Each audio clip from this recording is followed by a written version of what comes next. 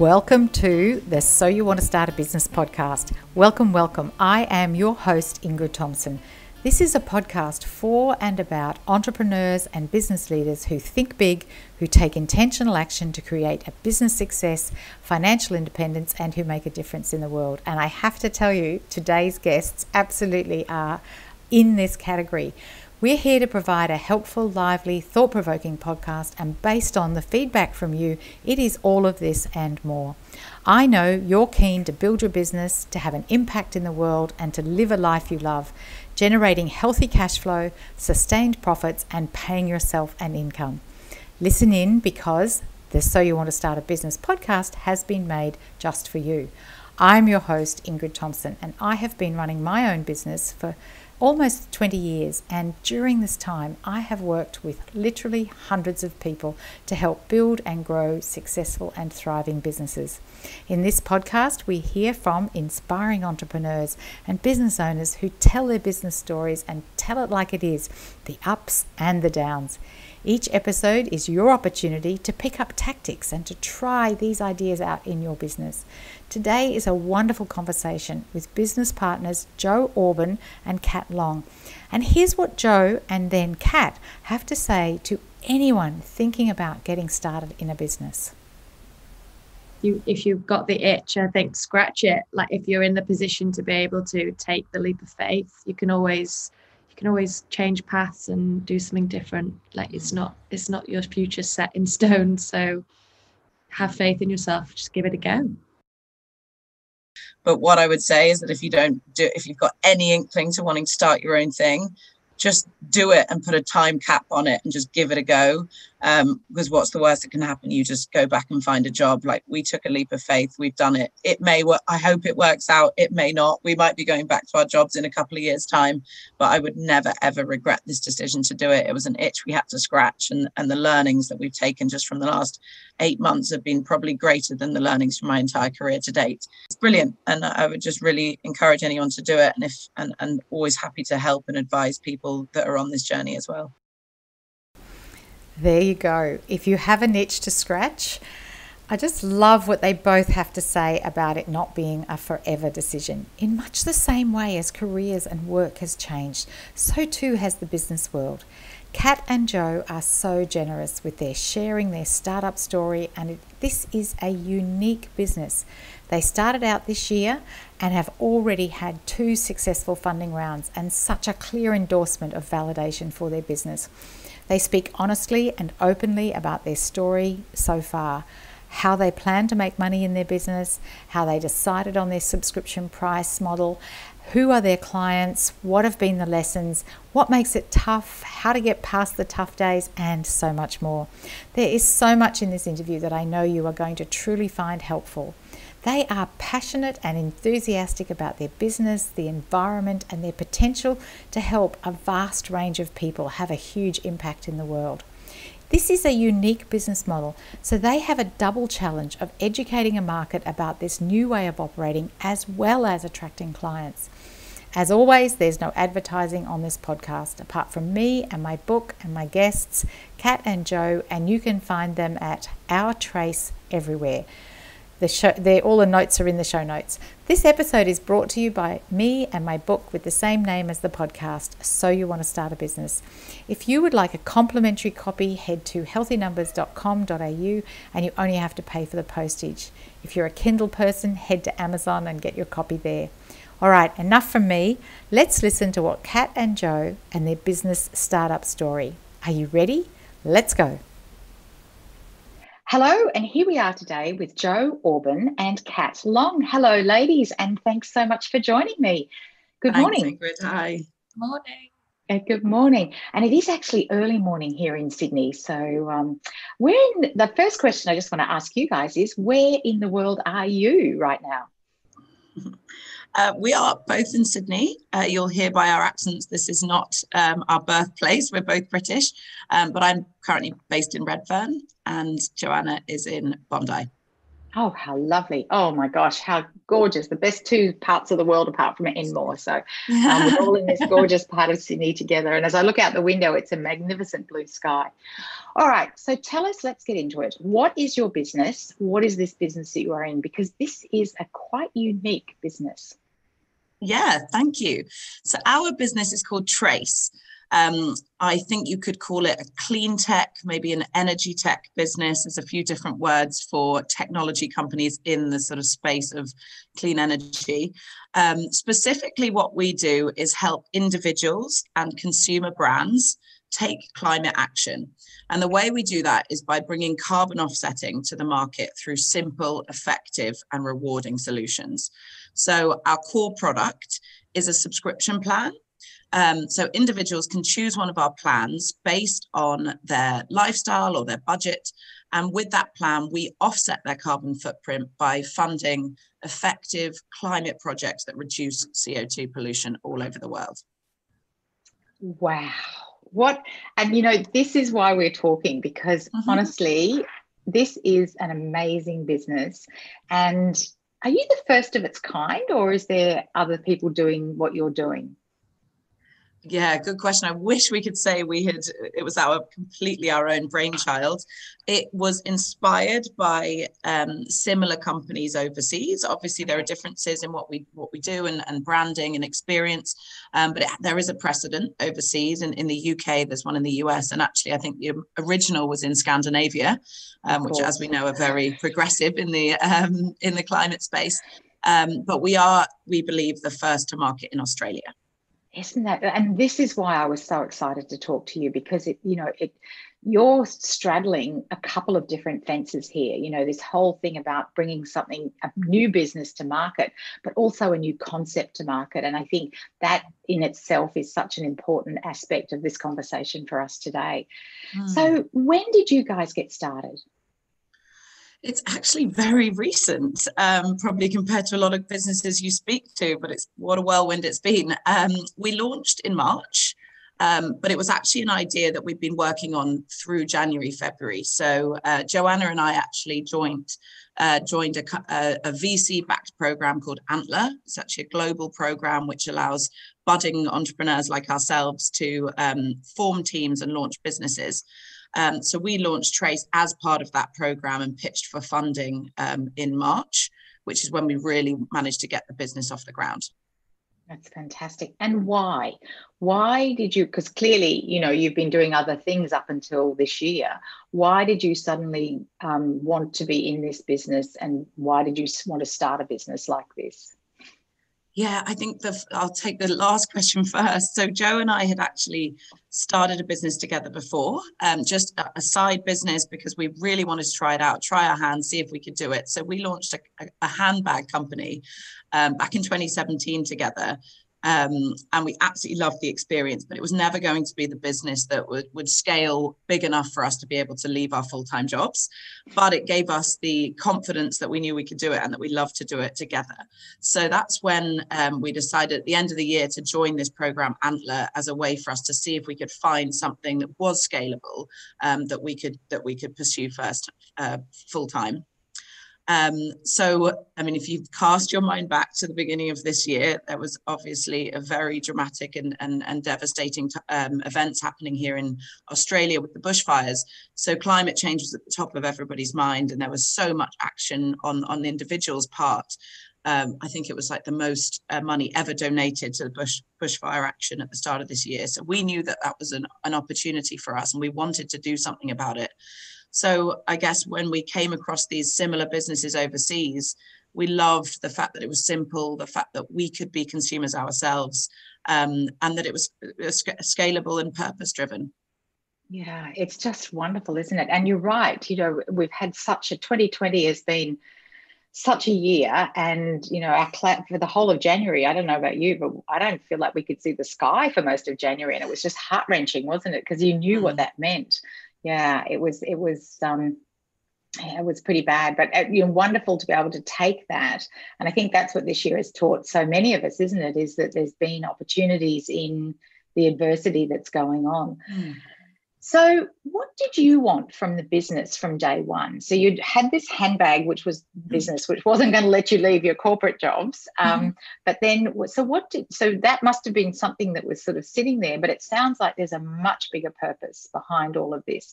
So what did you want the business to be able to do from day one? Yeah, I mean, I think I can speak for both of us. There's probably a two-pronged answer here.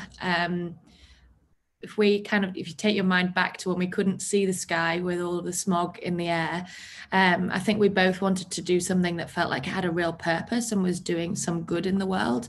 Everybody told us time and time again that in startups you have to be passionate for the cause because it gets really hard down the road. So I think building something with a real purpose was a key element of that, something that we wanted from the business, as well as just learning how to build something from nothing. We were both craving that excitement and adventure. Yeah, I love that. It is what keeps a lot of people going in business, isn't it? Is that learning, that puzzle, that unraveling.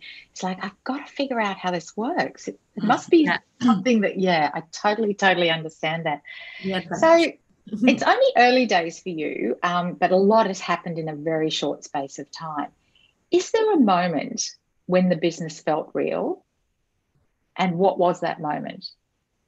Yeah, we reflected on this yesterday, and I don't know if there was sort of one moment, but there's been several times where we've kind of got validation for it and been fueled to continue. I guess tangibly, the time that we thought, well, this is definitely worth pursuing for at least the next 12 months, but now we hope for a lot longer, was when we achieved our pre-seed funding. So although it wasn't a huge amount of money, it was validation from a very rigorous process and investment committee that basically proved that, this group of investors believed in us as a team and believed in Trace as the idea. So that was probably the first time when we thought, okay, well, this is worth us going at it full time. It also physically made it feasible for us to continue because we had some money to be able to pay ourselves, albeit not too much, and also hire a team and start building the marketing capability. So I think that was the first part. And then since then we've been successful in raising another small round. So we raised another 260,000 Aussie dollars, which will basically take us through to next year, and be able to prove out more traction. So I think there's kind of a series of steps where we've realized this is real. We've now got money behind us and backing us and people that want us to succeed. Yeah, that's fantastic. Congratulations, firstly, on both rounds. It's pretty solid validation in a very short space of time that it is a provable concept and that you are the team to bring it to fruition, because there's multiple things go into that, isn't there? Yeah. So you said earlier, I'm just going to change track to the customers and who you're actually targeting this to. You said earlier, when we looked at the skies, we could see that there was this groundswell, more money than ever had been donated to bushfire, to climate. There was such an awareness. So how did you know that customers wanted this? I mean, you looked overseas and it was working. So, I mean, there's lots of things there. But what was your process for understanding that right here, that people would sign up to this subscription model that you have, that people wanted to do this, that people would do this over a time? Because there's that moment in the excitement of everything that's happening. And then how did you know that was going to be able to be sustained? Yes. Yeah. And I mean, the precedent overseas was something that we didn't want to ignore there. And we recognized that Australia might be a little bit behind in that, and that there could be an opportunity. And I think outside of that, if we again, going back to the time that we were in with the bushfires, we were sitting there wondering how we could make a difference. And we actually called ourselves climate conscious hypocrites. It's a controversial term, but we felt like we wanted to do what we can for the environment. We love the outdoors. We love the planet. We want it to stay as it is. But even if we cycle to work and don't eat meat and are careful in our homes with energy, we still have a carbon footprint. And we felt there wasn't a product or service out there that allowed us to make a difference and be able to track that difference and know that it's happened and for it to be measurable. So through talking to a lot of other people, customers, so consumers and businesses, we realized there was a gap in the market for this in Australia, particularly for something that focused on that carbon mechanism within Australia as well. So I think through talking to other people, precedent abroad, and the time that we were in, we were getting really strong indication. And I guess ultimately you can never know until you go live. So we went live within about 2 weeks and spread the word within our network. And we managed to acquire quite a few customers before we pitched for funding, which I think was the best validation we could possibly get. Yeah, the customers, and you're getting ongoing customers as the awareness grows. And yeah. So who is your ideal customer when you think about, and that's a bit of a question without notice, but who is that customer, and how do you know they're out there, and how do you find them? Yeah, it's an interesting question. I think we're still evolving who that ideal customer is, frankly. But we've obviously seen some trends so far, and I think there's a few things to consider with this product. In a consumer sense, so with our core product that's a subscription model for individuals, I think it is an outgoing and it is a discretionary outgoing. So I guess people who are in full-time work or in secure financial positions generally seem to want to look at our product, and we do offer one-off offsets for those that are in less of a stable situation. And from the other channels that we're looking at, so the climate positive brands, I think our customers there are those companies that want to do the right thing but can't afford to go through the audit and certification processes that are currently out there. So we're providing a solution that enables something to a market that doesn't otherwise have a solution. Yeah, it's so interesting, isn't it? I mean, I didn't even know there was an audit process to being a climate conscious business. I have to admit it's an area that I'm not particularly familiar with. And I think as you bring this message to more people, which is one of the reasons you're on this podcast, is that it helps to let businesses know that this is something that they could get involved in as part of their contribution. It's certainly very worthwhile. It's so interesting about individual subscriptions, because I know years ago when I was working in some of the not-for-profits that I was involved with, the research showed that even people on incredibly minimal incomes were incredibly generous in Australia, that Australians generally have this enormous ability to share what they have, even if they don't have much. And have you found that? Is that something that still exists in your experience so far? Yeah, I would say so. I like to talk to everybody who signs up. At least I do my best to try to. And in general, I would definitely not say that everybody who's signing up are in ridiculously paid jobs. So it's definitely just something that if you're passionate about it, you can find the ways and the means to contribute. Exactly. It used to astound me when I used to collect for different fundraisings. People that you would think perhaps mightn't have the spare would dig deep and hand that over. So, okay. So thank you. So viability, we've talked about some viability, that you've got they've got this business idea, you've picked a subscription model, and it's not quite the same as, making a handbag and deciding how much you're going to charge for it.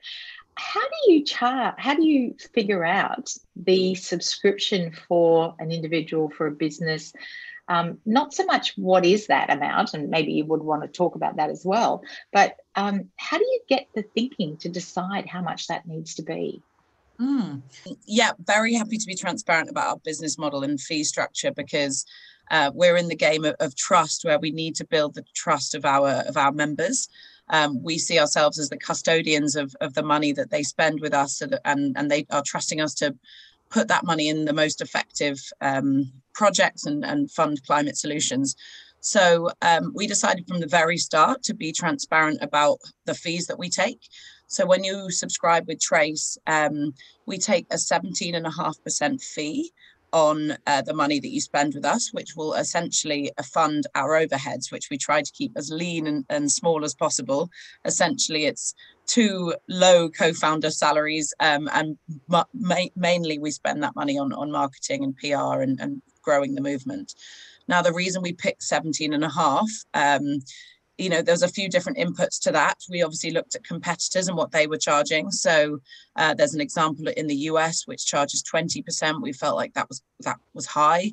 Then there was one in the UK which was 10%. But frankly, we ran the numbers and it was just very hard to see how we could grow this business quick enough to really create the movement that we wanted to grow.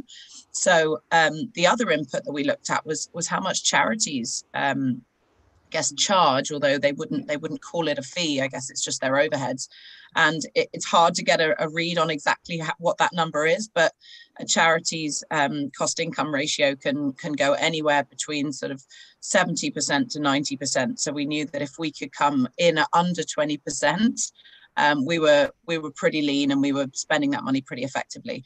So we really rely on that fee as our means to viability and profitability. I think it will take a few years to get there.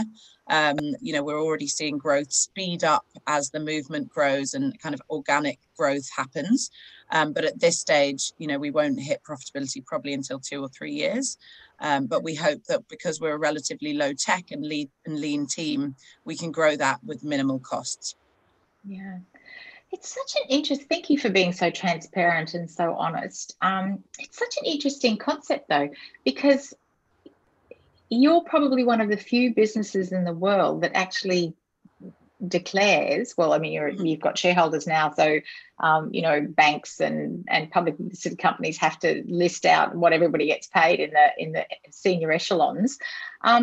But the average doctor, the average dentist, the average nobody in those sorts of businesses actually has to declare what that fee is, really, do they? You pay your. So true. It's such a, just as you were saying that, I was thinking that level of transparency doesn't exist in very many others, well, certainly not in a small unlisted business. It's fascinating. Well, it's interesting you point that out, because I think what we're learning is this business takes a lot of education for people to really get on board and understand what we do, and therefore that transparency is key. And actually, one question that we often get is, are you a charity? And if not, why not? Yes. And we're deliberately not, for a number of reasons. One, so that we can attract external funding, which means it will help us grow. Like, in order to have more impact, we believe we need to grow this movement. But the second one is, well, we can choose to be transparent, and it's no different in that sense. Like, you know that we're spending 17.5% of your money on our growth and on our team. Everything else goes directly to supporting the outcomes that you're subscribing to. So it's a bit of an education piece around that difference. It's a huge education piece, and as I said earlier, you've got 2 parts. You've got the challenge that every business has is to attract customers or clients, and then you've actually got this education piece about what you actually do. I mean, a dentist, a Pilates instructor, Pilates maybe not so much, but there's but there's lots of businesses that the model is already there, so you're not actually teaching the new part of it as well. Fascinating. Oh, honestly, there's so many different ways we could go. So funding, you had a first round, you had a second round that gave you, have you guys bootstrapped to some degree? Did you have some savings? Was there anywhere else funding came from? Yeah, interesting. We've actually, it's all been through external funding. And, I think that's been important for us just to validate validate this, because for us, our skin in the game really comes from the time and the fact that we're foregoing, the salaries that we were used to, which we're incredibly happy to do given the work that we're in. But I guess that's sort of that's our equity in this. So as I mentioned before, we were part of this accelerator program called Antler that gave us that initial pre-seed funding, and that actually then also gave us a lot of, I guess, credibility when we then reached out to other VCs and predominantly angels, to show that we'd already been backed by Antler and been through a process of, I guess, due diligence by them. enabled us to then raise this next round. So I think that will see us through to about September next year, given current forecast costs. So we will be looking to raise again, hopefully with venture capital funds, a more substantial amount at the end of next year. So one of the advantages of funding for you is that while you're a clean tech or a clean energy company, there's actually not a lot of tech involved. You're not developing an app, you're not creating software, and that's what actually sucks so much money in a lot of tech startups, isn't it? Yeah. Definitely. I think that's something that we're really working hard on, is being really conscious of that decision when we move into a world where we do use more tech than we are now. And currently we're building everything ourselves, just through piecing together no-code solution tools. And yeah, just taking that decision consciously and not too lightly, because as soon as you go down that road, you can't come back. Yes, yeah. I had invested some years ago in a tech startup, and we just watched all the money they got some really big rounds of funding, and that we just watched a lot of money disappear down the constant updating, the constant all of that. So that decision to sort of stay as technical constrained as you can, it certainly makes a difference to how much funding you need going forward. And then how much that 17% actually funds, because that's what ultimately that's what that's about. Okay, new customers, actually, and by now we should be sharing everything about you so people can find you, Trace, on Instagram, Facebook, LinkedIn. What's the best way for people to find you? Because I'm sure everyone listening now just wants to know how they can be involved. So our website's www.ourtrace.com. Instagram our_trace, and LinkedIn the same. So you can find us on all of the channels, and we're always posting away with new content on how you can reduce your footprint or little fun facts and tips. So we'll put all of that in the show notes, but if somebody's kind of needing to get there, it's Our Trace, OURTRACE. Our-Trace. We've tried incredibly hard to get hold of trace.com and trace.org. Unfortunately, they both exist as businesses and weren't happy to give up their URL. But we believe this is a movement of a team of people, so we see it as our collective Trace. Yeah, lovely. So, do you only take money from people in Australia, or are you taking money from people more broadly worldwide? Yeah, more broadly. At the moment, we're focusing on Australia, but we're open to kind of any country, and we're actually just about to launch plans in international pricing for our core product for individuals. And one of the reasons I ask is that this podcast itself has got about a 50% audience in the US. So about half the people listening, about 1 in every 2 people listening right now is in the US. Awesome. So if they were interested in being involved in your product, that there's an option for them to do that, because everybody loves Australia. So, so are you just on that? So the sorts of investments that you then put your money into is, what are those projects and what are people actually, opting into for you? Funding, great question. We have what we call a blended portfolio of projects. So for those who don't know what a carbon offset is, it's essentially a certificate to prove that your money has been used to invest in new farming practices or technologies that would otherwise have generated CO2 pollution. So for every credit that these projects issue, you can be confident that 1 ton of carbon dioxide has been avoided from being emitted. So the way to verify that is there's a lot of external bodies that audit that process and go in and do checks on these projects to make sure that, the impact that they claim to be having is being had. So we're very rigorous in choosing projects that are externally verified. There's a body called Gold Standard, which is literally known as the gold standard in this industry. We try and choose those, but we want to have a blend of different technologies and techniques. So some are more community based. So for example, we have a project in Rwanda which restores water boreholes, bringing clean and healthy water to the communities. How does that relate to climate change? It might not seem immediately apparent, but the alternative without those water boreholes is that these communities have to walk miles and miles to pick up wood fire, burn the wood fire, which emits CO2, which is terrible for their health. And it actually takes away from a lot of time that those families could otherwise be used generating income for the family or in education.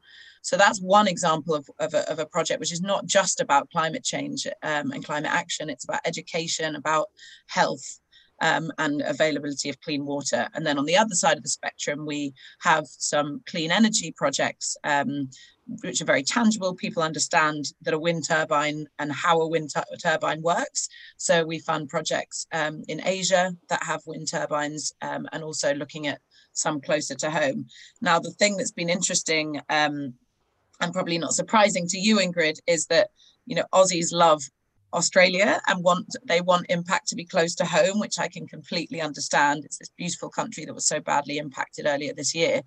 But as we said before, it is a global product and we want it to appeal to people globally. So what we always try and do is ensure we have at least 10 to 20% of our project being funding Australian-based projects. So we have a biodiversity project down in Victoria, which is amazing. We've got some great photos and stories from that project.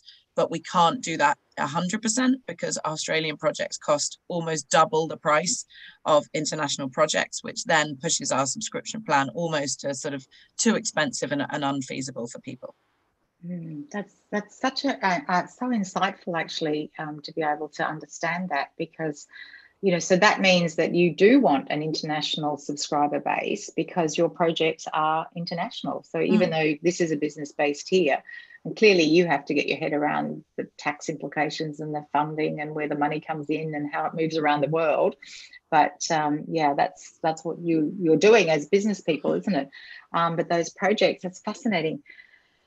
Honestly, I've seen people carry wood and water in Africa, and honestly, you know, these massive things on top of their heads full of water. No wonder they've got amazing posture and necks. Yeah. Right. It's so interesting that you say that, you know, by not spending their time doing that, apart from, you know, cutting down every tree and burning the CO2, that the time spent can be actually used for education and for earning income for themselves. Yes. Thank you. So, reflective questions. If you could take a magic wand, and we know they don't really exist, although I do have one actually. I do actually have a magic wand. If you could take a magic wand and go back to the beginning, and I know you had all the help from Antler, so you had some really great people around you to make sure you were heading in the right direction and that you were, you know, utilizing your energy to its fullest. What might you have done differently? Oh, we spent a long time talking about this one, and we were kind of saying balancing a good answer that your listeners would be interested in versus the truth. And frankly, the truth is maybe not that interesting because we have learned so much, and don't get us wrong, we have made a lot of mistakes along the way. But I actually don't think I would have changed that because the learnings that we've had from every single one of that mistake is what will guide us through in the future. So, you know, for example, we hired somebody relatively early on to help us grow and do business development. It was very serendipitous. We come across him on LinkedIn. We had formed a great relationship with him, and his skills were absolutely fantastic. We brought him on board on a contract, but with the view to bringing him on full time. And he put a lot of hard work into helping us grow the business. And by the end of the contract, we felt like it was just too soon to bring him on full time. And, you know, we were looking at giving him some equity, and we reflected and realized that we'd overpromised. And that was a big mistake from our part because it wasn't fair on him. You know, he'd really put blood, sweat and tears into this for us and really believed in us. So it was incredibly emotionally difficult for us to let go of him and let him down in that way. That was a big mistake, but would we have not done it? Maybe then we wouldn't have learned that not to do it again in the future. You know, like I still feel terrible about that event, but it was a huge opportunity for us to know what to do next time when we bring somebody on. So yeah, nothing that we would do completely differently. I think if you asked us again in 2 years' time, we may, you know, our business model is ever changing and the focus on different types of companies and consumers is ever changing. So we might look back and think, I can't believe we were even focusing on just subscription. Now we only do one-off offsetting. I don't know. But I think it's too early to say we'd completely change our approach. Yeah, and it is very early days for you.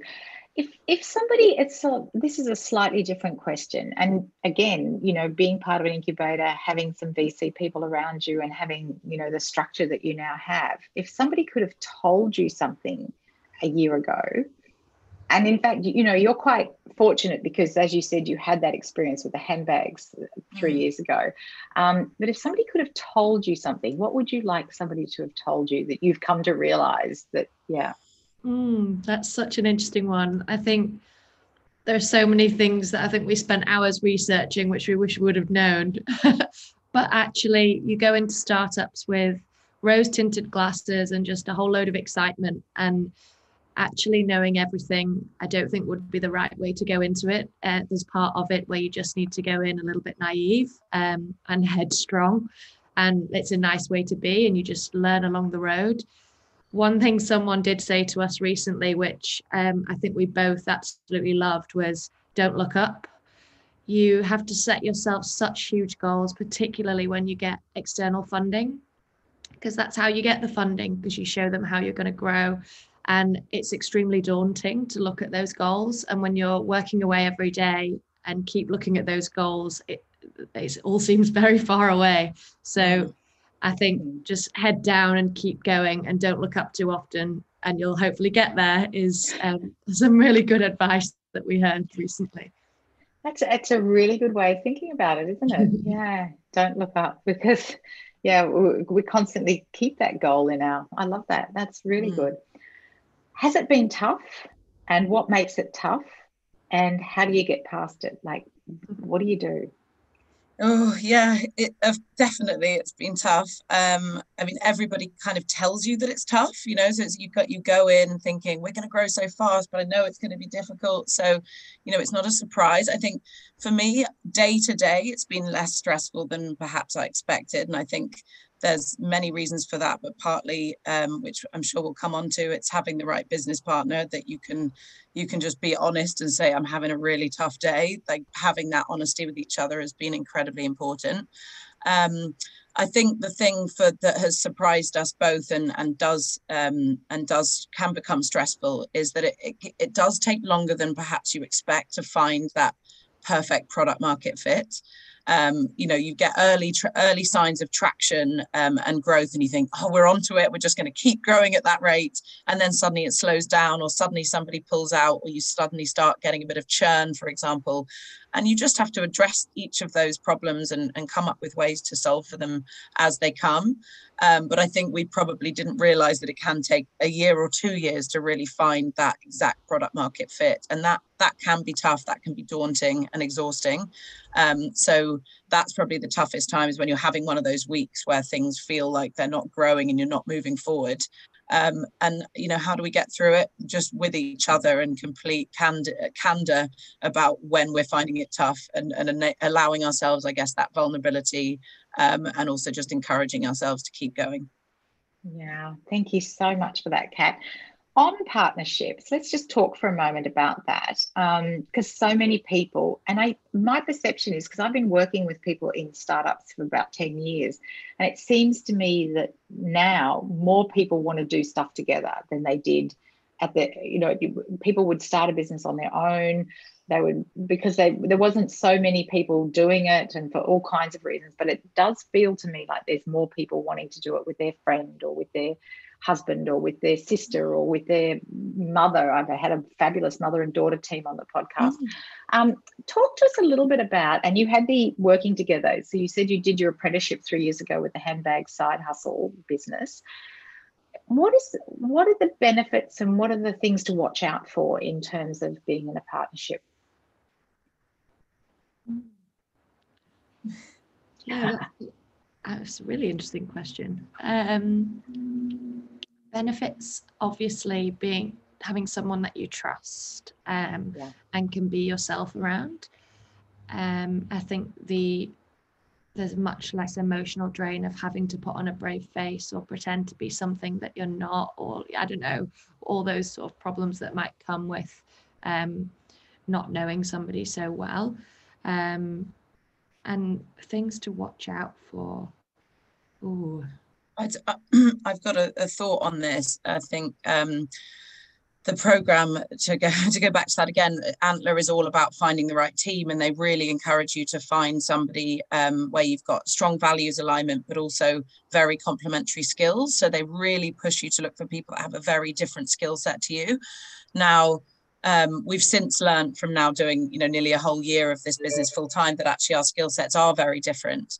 But probably not as different as many founders. We don't have one of us that's pure coding and the other that's pure sales. We're much more generalist as individuals than that.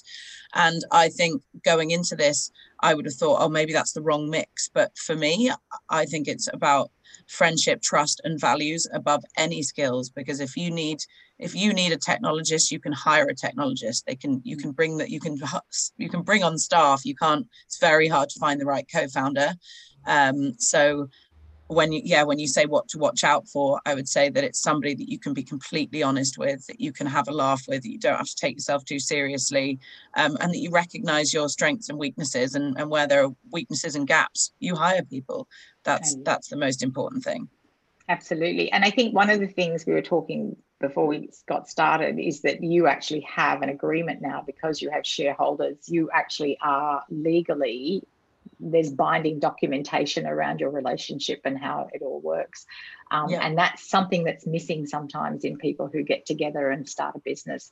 They leave that till, we'll do that when we've got some more money. But there was a legal compliance matter that you had to be part of that because of the funding and the shareholders. Yes, and thankfully we've had that support and guidance through that process, because I think I would have thought 2 months into the business, we don't need a legal agreement. This business isn't worth anything yet. But actually, the most important thing I would say there is that you need to have a vesting schedule on your equity, and we both have a vesting schedule that has a 1-year cliff. So if either of us were to walk away for any reason within 12 months of us launching in I think the 1st of April, we get 0 equity. Well, that's fair. That's both of us are subject to that. We know that that's a risk. But it gives the other person confidence that that's not going to happen, and somebody does 6 months work and walk away with nearly half of the business. I would highly encourage any young business to write one of those agreements, and you can find them online. You don't have to have a lawyer. Yeah, there's so much that you can do online. Okay, so time's marching away from us. So I was going to ask you about coaches and mentors. The Antler program provides that, or did you look outside of that for coaching, mentoring? The Antler program provided it initially, and that was incredibly helpful in our early days of trying to find that product market fit and knowing how to spend our time. Because I think one thing we found was that it's not a shortage of ideas and things to do, it was having too much to do, and knowing how to prioritize that was important. So they gave a lot of guidance on that, and also on the fundraising process. But what they didn't bring was the specific knowledge and experience in the clean tech space and in the consumer growth space. So we have since reached out really to our networks and put it whenever we meet a new partner or meet a potential client, we're very transparent and say, oh, if you're interested in this space, or people in this space that would like to be an advisor or a mentor, we're always open to that. So we have brought on a couple of casual advisors, and there is a great framework called the FAST framework, which you can find online, that allows you to put in place an agreement for equity, given certain commitments of their time and introductions and expertise, which means you can, give something back to those advisors without having to pay them in cash, which is really important in the early days. Yeah, very important in the early days indeed. So you meet people from time to time who want to start their own business. What would you say to them? I mean, you've already said if they're going into partnership to make sure they get a vesting agreement. But what, and don't look up was another one of the tips there. But what would you say to someone who comes to you with an exciting idea? I want to get into this business. What do you say to them? Ooh, I actually think some of the it's great to be excited, and you don't want to dampen that excitement initially, I think is really important. I think some of the pillars that we had drilled into us to be able to answer through the Antler framework and training are really important. And I actually think they're things that I wouldn't necessarily have put as much weight on had I not been through that training. And so a couple of those are looking at your competitor landscape. That's a fairly obvious one. But secondly, what is your moat? And like, if another big company releases that feature or that functionality tomorrow, how are you going to stay alive? And that thinking around survival, and a few of those things, I think just doing, you can honestly have some of those conversations within half an hour about an idea and floor them straight away. And we did that with many ideas through Antler in the first 8 weeks. We had a great idea at breakfast and it was in the bin by lunch many days. I love that. A great idea by breakfast. It was in the bin. That is so good. I love that question. What is your moat? Because today the copycat is so easily done, isn't it? Yeah. And what is your moat? That's fabulous. That's a great question. Okay, so next time someone asks me, I'm going to ask them what's their moat. It's one of the hardest to answer, by the way. Because there's always examples of competitors that could do it better than you. You've just got to, either it's branding or it's something clever or it's your pricing or it's your geography, but investors care so much about that question. So you need to be thinking about that early. And frankly, it might change over time and that's fine.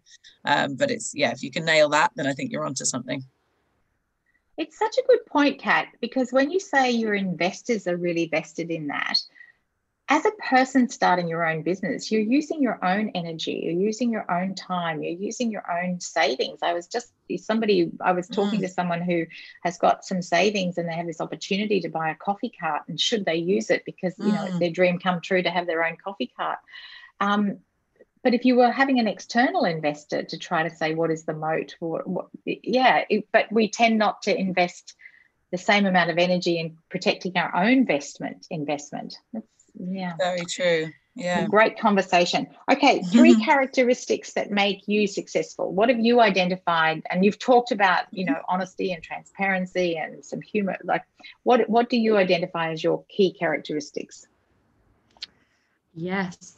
Really interesting, and we talked about this one quite a lot, and these maybe change over time as well, but I think some of the key ones that have stuck out for us through the roller coaster of the journey that we've been on, I think, are humility. So being able to recognize that maybe the idea you had yesterday or last week isn't that great, and just move on and not attach yourself to it and think that you always know best. So sort of drop your ego. Resilience. We've talked a lot today about how everything changes all the time, and problems come up each day that you didn't know would come up, and you've just got to be comfortable with that and be able to take them as they come. Some days are harder than others, but that's just how it is. And I think lastly, Kat mentioned earlier that we're both relatively generalists, but I think regardless of whether you have a spike in a particular sphere, for example, sales or tech or ops or whatever it might be, you need to have a learning mindset. You're never going to be able to stay in that box the entire time. As a founder, you're going to have to learn a different skill and pick it up and do it and not be that good at it and just do it. And we've had to do that many times through this journey because you don't have a legal department or a marketing department to run to. Yeah. And even as you were saying earlier, thank you so much. That's 3 terrific characteristics. But that learning mindset, even if you are going to outsource something, you still need to know enough about it to be able to outsource it. Yes, whether it's SEO or whether it's tech, you still have to have some idea of what it is what you're doing. So we have to be learning all the time, don't we? Yeah, I mean, I joke with some people say, like, what's it like on a day-to-day basis? And, like most people, you spend most of the time just in front of your computer. But the difference, I guess, is that in one day you could sort of be the head of legal, the head of HR, the head of tech, the head of sales, within 2 hours you could be fulfilling those roles, and that comes with an enormous switching cost, and it's very exhausting. but that's exactly why we love the ride. Like when Jo said at the start, what did we want to get out of this? Well, it was learning. That is what I absolutely love about this process, is like you can't learn better than just by being thrown into it and having to make decisions that previously you would have turned to your head of HR and said, that's your call. Now it's our call. And it's just been an amazing ride. Yeah. And I just have to thank you because, I think yesterday I was feeling the brunt of my switching costs. So I just having the reaffirmation from both of you that there's other people feeling a bit like that. I was ready to pull up stumps and pull the plug on everything. So, you get to the end of a day and it's like, I've just about had enough. Can you all just go away? Yeah. But you're right. It's just the switching costs that overwhelmed me yesterday. So thank you so much. I'm enormously grateful for that this morning. This has been a wonderful conversation, and I am enormously grateful for Sophie for connecting us. She's known to both of us, and she, in fact, has been a guest on my podcast, and I'm in awe of what she's doing as well. I think there's so many wonderful people, women doing amazing things for community, for environment, for so much. So I'm so grateful for you being here today. So as we wrap up, anything we haven't covered that you wanted to share with the audience, anything you'd like to add, or anything else you think is important? I mean, you mentioned females there. That's so interesting. The stats are terrible of women going into doing their own thing and starting their own businesses. And now that I'm in it, and I don't have children, but would like to have them in the future, I can see why it's just could be too difficult and put some women off, not to mention all the kind of biases in the investor world. But what I would say is that if you've got any inkling to wanting to start your own thing, just do it and put a time cap on it and just give it a go. Because what's the worst that can happen? You just go back and find a job. Like, we took a leap of faith. We've done it. It may work. I hope it works out. It may not. We might be going back to our jobs in a couple of years' time, but I would never, ever regret this decision to do it. It was an itch we had to scratch. And the learnings that we've taken just from the last 8 months have been probably greater than the learnings from my entire career to date. So give it a go, take a risk, surround yourself with people that will, support you emotionally, and hopefully financially, because you don't get paid anything at the start. But it's brilliant. And I would just really encourage anyone to do it. And always happy to help and advise people that are on this journey as well. Thank you. Jo, anything that you would finish with to add to that? It was pretty good. Yeah, I don't know if I can add to that. I just echo that. If you've got the itch, I think scratch it. Like, if you're in the position to be able to take the leap of faith, you can always change paths and do something different. Like, it's not your future set in stone. So have faith in yourself. Just give it a go. That's lovely. Thank you so much. Thanks, Ingrid. Thank you. What a fascinating business.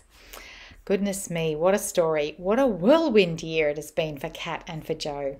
What are you taking away from this conversation? And honestly, if you know someone who needs to hear this business startup message, there's so much wisdom. Please share this episode with them.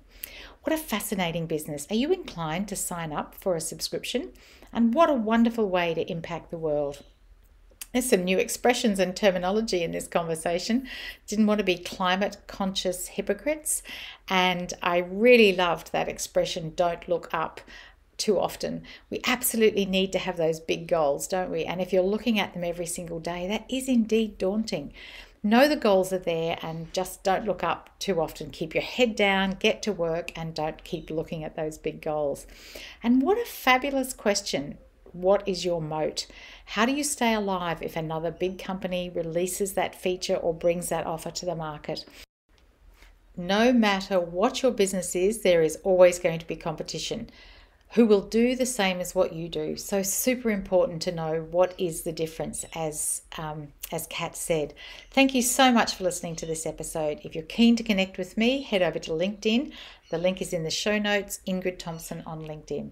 If Facebook is more your connecting place, I've set up a new Facebook group called Healthy Numbers Profit Lab, and it is the community for business owners and entrepreneurs who want to build and grow a profitable business. Head over to Facebook and look out for the group. There's a couple of questions to answer, and then once you're in the group, you'll find a growing community of business owners.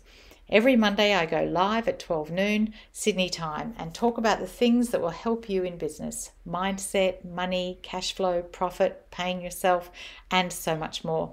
I'm known for being able to take the complexities of business and make them simple to understand. All those complicated things in business, I'm all about making business easy for you to understand. That's my guarantee to you, my wonderful listeners. Make it easy to always know about the latest podcast episodes by subscribing. What have you heard today that inspires you to take action? As we always say, ideas without action, well, that's what they are. They are ideas. It's fabulous to have ideas. The question is, what actions are you inspired to take today? Till the next time, thanks for listening.